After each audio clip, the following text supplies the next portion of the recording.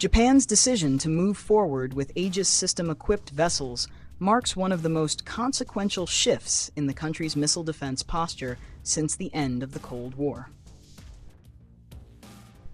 While the cancellation of the Aegis Ashore program initially appeared to signal hesitation or retreat, the emergence of these specialized vessels instead reveals a more pragmatic recalibration.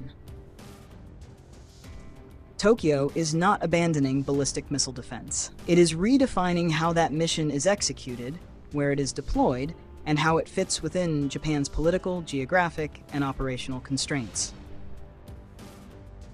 The collapse of the Aegis Ashore plan was driven less by strategic doubt than by domestic reality. Technically, the system raised unresolved safety concerns, particularly regarding the risk that booster stages from standard missile interceptors could fall into populated areas. Politically, opposition from local governments proved impossible to overcome. What followed, however, was not a vacuum. Japan's security environment continued to deteriorate, with North Korean missile tests growing more complex and China's regional military footprint expanding.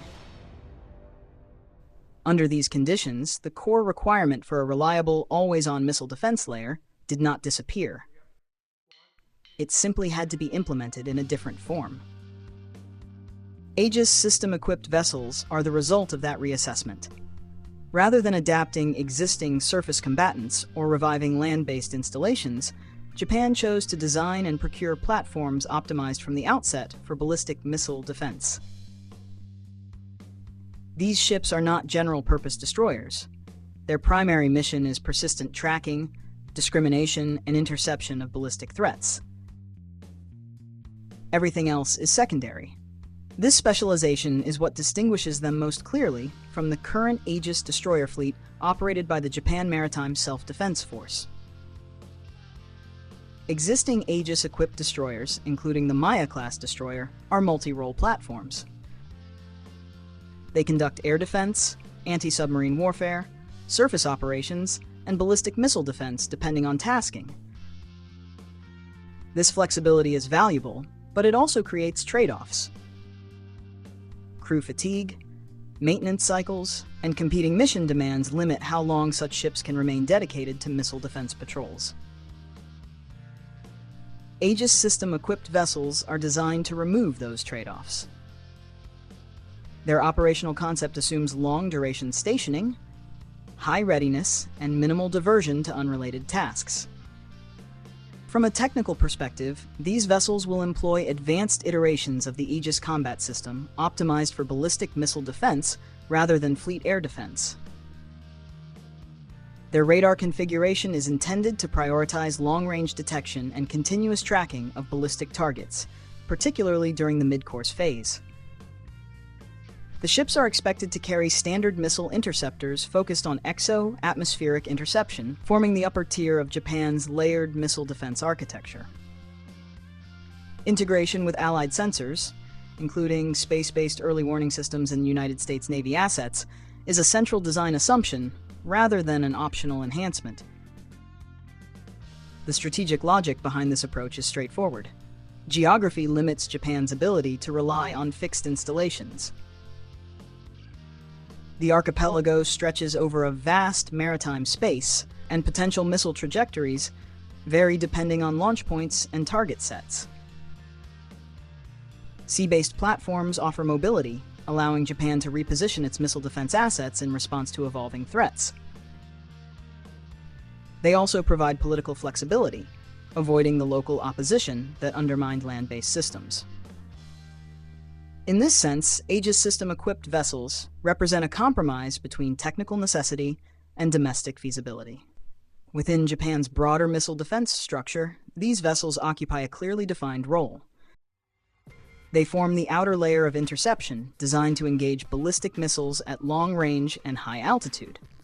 By attempting intercepts early, they increase the overall probability of successful defense and reduce the burden on lower-tier systems. If an intercept fails, or debris continues toward Japanese territory, terminal defense systems provide the final layer. The system is deliberately redundant, reflecting the understanding that no single interceptor offers guaranteed protection. This layered approach is not unique to Japan, but its implementation reflects distinctly Japanese constraints. Constitutional interpretations, public opinion, and alliance management all shape how missile defense is presented and justified. Aegis System-Equipped vessels are framed as defensive, non-offensive assets. They do not carry strike weapons intended for power projection, and their mission is explicitly tied to homeland protection. This framing is critical for maintaining domestic support, especially as defense spending increases and new revenue sources, including higher taxes, are debated. Regionally, the deployment of these vessels sends a mixed but deliberate signal. Toward North Korea, it complicates missile planning by reducing confidence in penetration and increasing uncertainty about interception windows. Toward China, the message is more nuanced. These ships do not directly threaten Chinese strategic forces, nor do they provide Japan with independent strategic strike capability. However, they contribute to a regional sensor and interceptor network that makes missile operations more complex and less predictable. From Beijing's perspective, this is destabilizing not because it enables attack, but because it undermines assumptions about deterrence reliability. The alliance dimension is equally important.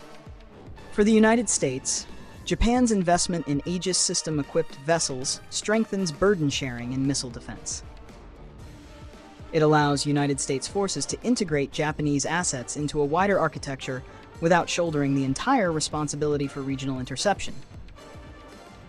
At the same time, it reinforces interoperability, ensuring that Japanese platforms operate using systems and doctrines compatible with Allied forces. This alignment is a cornerstone of the bilateral security relationship and a quiet but persistent driver behind Japan's procurement decisions. Despite these advantages, the concept is not without limitations or controversy. Cost remains a central concern. Building and operating specialized missile defense vessels is expensive, particularly when compared to adapting existing ships. Long-term sustainment, crew training, and system upgrades will require sustained political commitment. There is also the issue of numbers. A small fleet of such vessels cannot provide continuous coverage of all potential threat axes. Their effectiveness depends on intelligent deployment, accurate intelligence, and seamless integration with other assets. Vulnerability is another unresolved question. As high-value units with predictable missions, Aegis system-equipped vessels could become priority targets in a high-intensity conflict. Protecting them would require escort ships, air cover, and careful operational planning, potentially drawing additional resources into their defense.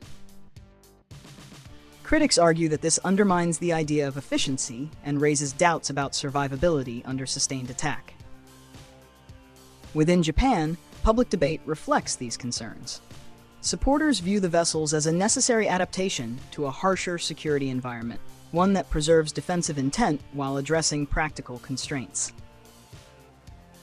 Skeptics question whether the investment delivers proportional security benefits, especially given demographic pressures and fiscal challenges.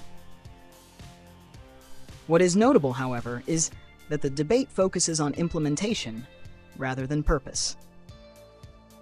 Few now dispute the need for missile defense itself. The argument centers on how it should be achieved. In this sense, Aegis system-equipped vessels symbolize a broader shift in Japanese defense thinking. The country is moving away from static solutions and toward flexible, mobile systems that can adapt to changing threats without provoking excessive domestic resistance.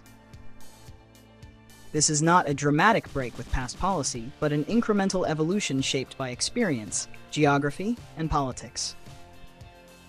It reflects a Japan that is increasingly willing to invest in complex, high-end defensive capabilities while remaining cautious about crossing perceived constitutional or normative boundaries. Looking ahead, these vessels may serve as a foundation rather than an endpoint.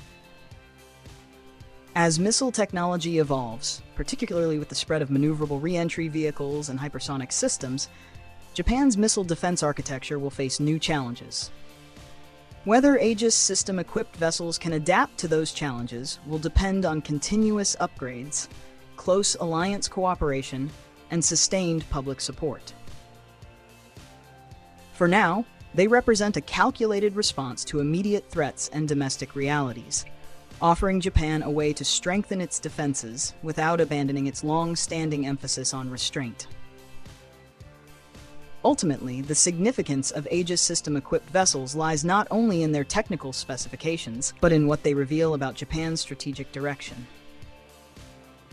Faced with growing uncertainty, Tokyo is choosing adaptation over paralysis, specialization over compromise, and layered defense over symbolic solutions.